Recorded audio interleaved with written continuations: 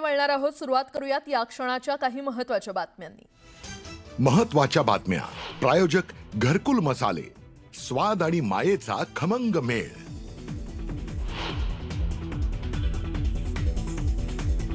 येणारी निवडणूक मराठी माणसांसाठी शेवटची निवडणूक. गाफील राहू नका, रात्र वैऱ्याची आहे.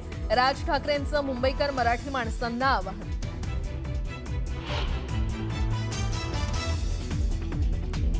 अजित पवारांच्या राष्ट्रवादीनं प्रतिस्पर्धी उमेदवारांना प्रत्येकी 20 लाख रुपये देऊन फोडलं.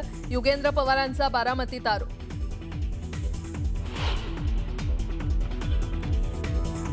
विधानसभेला मला पाडण्यासाठी भाजपनं शेकापला मदत केली. शहाजीबापू पाटलांचा गंभीर आरोप. मी लढणारी औलाद म्हणत दिला इशारा.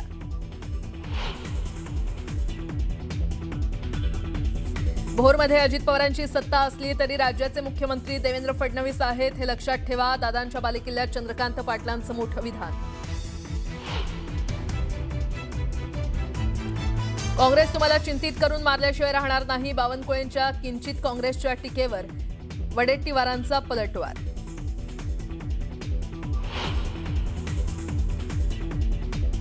रावसाहेब दानवे आणि आमदार बबनराव लोणीकरांचं अखेर मनोमिलन. आमच्यात आता कोणताही वाद नाही. दोघांनी वाद मिटवला. परतूरमधील कार्यक्रमात रावसाहेब दानवेंचं मोठं विधान. मालाडच्या मालवणीत भाजपचे कार्यकर्ते प्रचंड आक्रमक. अस्लम शेख यांच्या विरोधात जोरदार आंदोलन.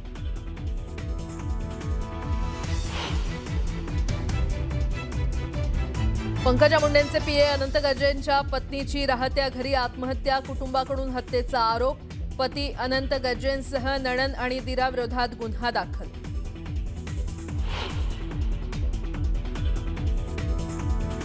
ऐन लग्नमंडपात स्मृतिमंधनाच्या वडिलांना हृदयविकाराचा झटका. सध्या प्रकृती स्थिर. विवाह सोहळा पुढे ढकलला.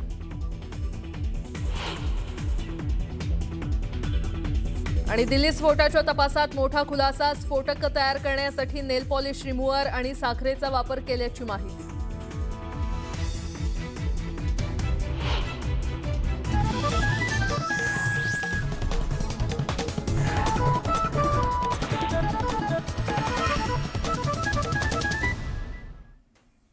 बातमीपत्राला आता सुरुवात करूयात. भाजप नेत्या आणि सामाजिक न्याय मंत्री पंकजा मुंडे यांच्याकडे खरं तर स्वीय सहाय्यक म्हणून काम करणाऱ्या अनंत गजे यांच्या पत्नी गौरी गजे यांनी राहत्या घरी गळफास घेऊन आत्महत्या केल्याचं समोर आलंय. ही आत्महत्या नसून हत्या असल्याचा आरोप गौरीच्या कुटुंबियांकडून करण्यात येतोय. या प्रकरणी गौरी यांचे पती, नणंद आणि दिरावर गुन्हा दाखल करण्यात आलाय. पंकजा मुंडेंच्या पीएच्या पत्नीची आत्महत्या. अवघ्या 10 महिन्यात संसाराचा करुण अंत. ही आत्महत्या नाही, संशयास्पद मृत्यू. गौरी यांच्या कुटुंबियांचा आरोप. गौरी यांचे पती, नणंद आणि दिरावरती गुन्हा दाखल.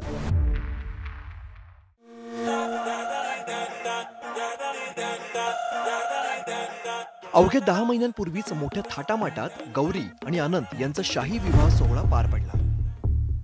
नव्या संसाराची स्वप्न घेऊन डॉक्टर गौरी गर्जे यांच्या घरी नांदायला आल्या होत्या. मात्र वर्षभराच्या आतच त्यांना मृत्यूला कवटाळायला लागलं. डॉक्टर गौरी पालवे गर्जे यांनी वरळीतील राहत्या घरी गळफास घेत आत्महत्या केली. गौरी गर्जे नेमक्या कोण होत्या आपण बघूया. गौरी पालवे गर्जे केईएम या सरकारी हॉस्पिटलमधील दंतचिकित्सा विभागामध्ये डॉक्टर म्हणून कार्यरत होत्या. 7 फेब्रुवारी 2025 रोजी गौरी आणि अनंत यांचं बीड जिल्ह्यात लग्न झालं होतं. अनंत गर्जेचे विवाहबाह्य संबंध असल्याचं समजल्यानंतर गौरी अस्वस्थ होत्या. गेल्या काही महिन्यांपासून त्या मानसिक तणावात होत्या. गौरीची आत्महत्या नसून हत्या असल्याचा आरोप त्यांच्या कुटुंबियांकडून करण्यात येतोय. तिने जर आत्महत्या केली असती तर पोलीस पोटपंचनाम्याला गेले असते. तिने घरात आत्महत्या केली म्हणते, पण पोलीस पोटपंचनामा न करता त्यांनी घरातून दवाखान्यात आणली. आनंद गर्जेनी दवाखान्यात आणली आणि नंतर पोलिसाला तिथं बोलवलं दवाखान्यात. नियोजनबद्ध कार्यक्रम केला. परत पासाळ झाला तिथून. त्यांनी ना गौरीला घेऊन आला तो हॉस्पिटलमध्ये.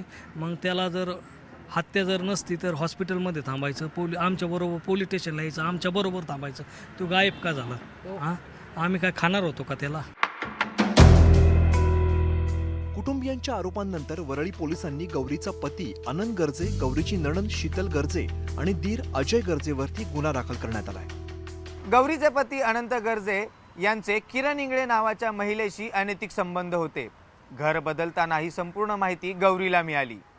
या अफेअरबाबत जाब विचारला असता मी कोणाला घाबरत नाही, तुला जे करायचंय ते कर, तू कोणाला सांगितलंस तर तुझ्या नावाची चिठ्ठी लिहून आत्महत्या करेन अशी धमकी पतीने पत्नीला दिल्याची माहिती मिळते. प्रकरण एक्स्ट्रा बाहेर अफेअर चालू असल्यामुळे तो टॉर्चर करत होता. 2-3 महिन्यापासून 3 महिन्यापासून तो त्याचं मॅटर बाहेर चालू असल्यामुळे, त्याचा अफेअर बाहेर चालू असल्यामुळे तो त्यांचे पुरावे समजा त्या बाहेरच्या मॅटरचे ते गौरीच्या हाती लागल्यामुळे तो तिला टॉर्चर करत होता. हाणमार करायचा, छळ करायचा. पत्नीच्या आत्महत्येवरती आनंद गर्जे यांनी त्यांची भूमिका स्पष्ट केली आहे. ज्यावेळी घटना घडली त्यावेळेला मी घरी नव्हतो. घरी पोहोचलो तेव्हा घराचे दरवाजे आतून बंद होते. त्यामुळे मी घाबरून खिडकीतून घरात प्रवेश केला. तेव्हा माझी पत्नी गळफास घेतलेल्या अवस्थेत होती. तिला खाली उतरवून तातडीने रुग्णालयात दाखल केलं, अशी माहिती आनंद यांनी दिली आहे. हा मारणार बिरणार नव्हतो, आम्ही गरीब आहेत सगळे. तिचे मामा वगैरे आम्ही गरीब आहेत, पोट भरतो, आम्ही शेतीबाती करतो, गरीब आहेत आम्ही. काय मारणार बिरणार तुला थोडी होतो. पण थांबायचं, बोलायचं की तिची आई काय बोलती.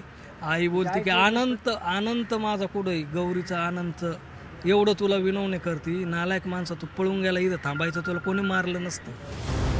डॉक्टर गौरी यांच्या आत्महत्येनंतर सामाजिक कार्यकर्त्या अंजली दमानिया आक्रमक झाल्या. त्यांनी गौरीच्या कुटुंबाला न्याय मिळवून देण्यासाठी पुढाकार घेत गरजी कुटुंबियांवरती गंभीर आरोप केले. तिचं असं म्हणणं होतं की ती आधी ज्या BDD चाळीत राहायची तिथून त्यांना जेव्हा नवीन मोठ्या टावरमध्ये जेव्हा त्यांना शिफ्ट करायचं होतं तेव्हा त्या पॅकिंगच्या वेळेस तिला काही पेपर मिळाले ज्याच्यात एक किरण इंगळे नावाची कोणी बाई होती, ती तिचा गर्भपात करण्यासाठी जेव्हा हॉस्पिटलमध्ये नेण्यात आलं होतं त्याच्यात तिच्या नवऱ्याचं नाव अनंत गर्जे लिहिलेलं होतं. आणि हे तिला पेपर मिळाल्यावर त्यांचे वाद वाढत गेले आणि त्यातनं हे सगळं झालंय असं वडील आणि आई दोघांनीही मला सांगितलेलं. गौरी यांची आत्महत्या धक्कादायक असल्याची प्रतिक्रिया पंकजा मुंडे यांनी दिली आहे. या प्रकरणी पोलिसांनी कसून तपास करत सत्य समोर आणावं अशी अपेक्षा त्यांनी व्यक्त केली. दरम्यान या घटनेमुळे राजकीय वर्तुळात आणि आरोग्य क्षेत्रातही खळबळ उडाली असून पुढील तपासातून सत्य बाहेर येईपर्यंत या प्रकरणाकडे राज्याचं लक्ष लागून राहणार आहे. Bureau report, news 18 Lokmat. बातमीपत्रामध्ये आता पाहणार आहोत गावाकडच्या काही महत्त्वाच्या 50 बातम्या अतिशय वेगवान स्वरूपात. सुरुवात करूया.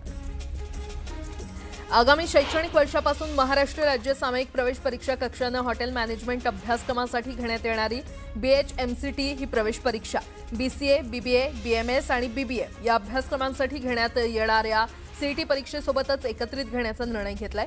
त्यामुळे या अभ्यासक्रमांसाठी होणाऱ्या 2 CET परीक्षांऐवजी एकच परीक्षा होणार आहे. राज्यातील व्यावसायिक पदवी आणि पदव्युत्तर अभ्यासक्रमांसाठी प्रवेश मान्यतेचे प्रस्ताव सादर करण्यास प्रवेश नियामक प्राधिकरणानं 30 नोव्हेंबरपर्यंत मुदतवाढ दिलेली आहे. काही महाविद्यालयांना हे प्रस्ताव सादर करताना तांत्रिक अडचणी येत असल्यानं ही अतिरिक्त सवलत देण्यात आल्याचं प्राधिकरणानं स्पष्ट केलंय. मुंबईतील उंच इमारतीतील आग विझवण्यासाठी मुंबई अग्निशमन दलाकडून आता तब्बल 104 मीटर किंवा त्याहून अधिक उंची गाठू शकणाऱ्या 2 नवीन हायड्रॉलिक प्लॅटफॉर्मची खरेदी केली जाणार आहे. यामध्ये टर्न टेबल लॅडर आणि उच्च क्षमतेचे वॉटर पंप असणार असून ते इमारतीच्या 34व्या मजल्यापर्यंत पोहोचू शकणार आहे.